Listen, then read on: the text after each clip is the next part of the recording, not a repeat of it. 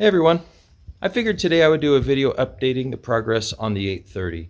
As you can see, it looks a lot different than it did when we first bought it. So I figured I'd start it up and do kind of drive it around. But before I do that, I figured I would kind of talk about what we had to do to it to get it to the condition that it is today. The engine on this ran really well when we bought it. I mean, even after it had been sitting for probably 15 to 20 years probably, even after it had been sitting for that long, the engine did, start up and run just fine. The one thing that didn't work when we started it was the compression release. That was fixed by, actually it was pretty simple. We just had to, we popped this valve cover off and adjusted the valves, and the exhaust valves had too much clearance. And so when we brought those within spec, the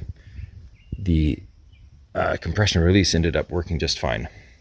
We also did just a complete, overhaul of all of the oils and all of the filters on the whole tractor. So all of that was replaced. The other thing that we needed to do was repair the power steering.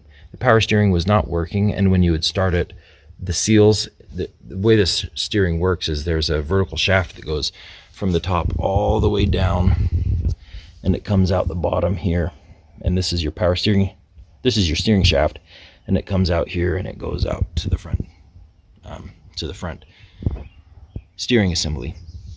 But what happens is there's some seals on this vertical shaft up here that go out, and when they go out, all of the power steering fluid leaks from this pump housing up here all the way down and just drips out the bottom.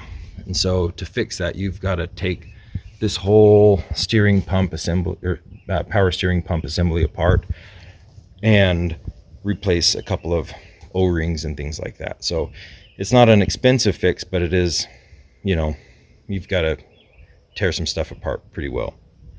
Another thing that we had to repair that we identified as we were kind of digging into this was, so this is your diesel fuel tank right here, and there's these two brackets. There's one here, and then there's one on the other side there that I'm pointing to. And these brackets, I showed on a previous video that they were cracked all along the bottom. And so basically this fuel tank was just kind of sitting here, kind of cradled, but it wasn't actually fastened down to the body of the tractor, just because they had just broken along there. So we welded those. Here we are at the operator station. We had a similar repair that we had to make right here on this bracket. It was cracked right here, and we welded that up. So the tachometer does not work right now. We need to replace the cable, and so these hours on here are not, perfectly accurate.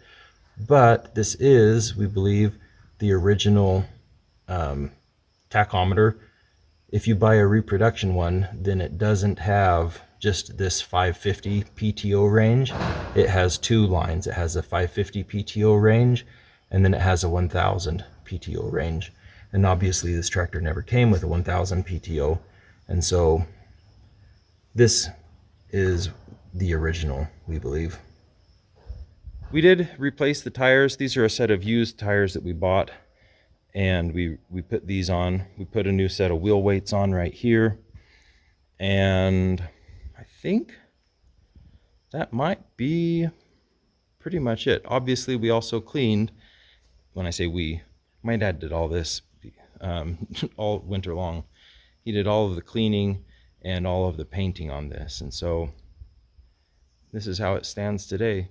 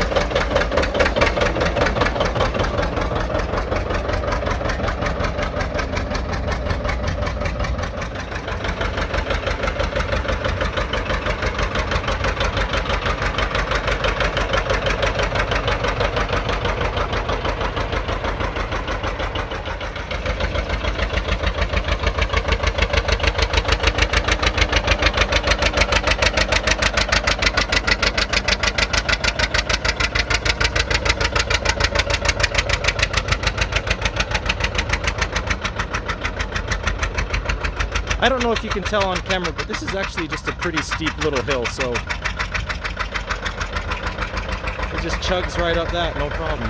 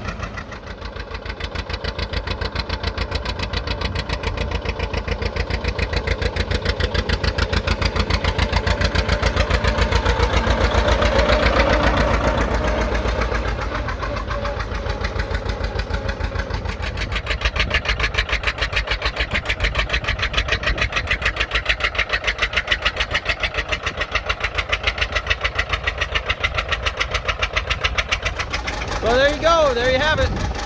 The 830 is all done. I think this is. I think this might be the tractor that I'm going to drive next week, or in a couple weeks when we go on the tractor drive. Just based off of some of the issues I ran into yesterday with my 830. So I think this is the one that I'm going to be driving. So, hey guys, thanks so much. We'll talk to you later, and we'll do another video next week.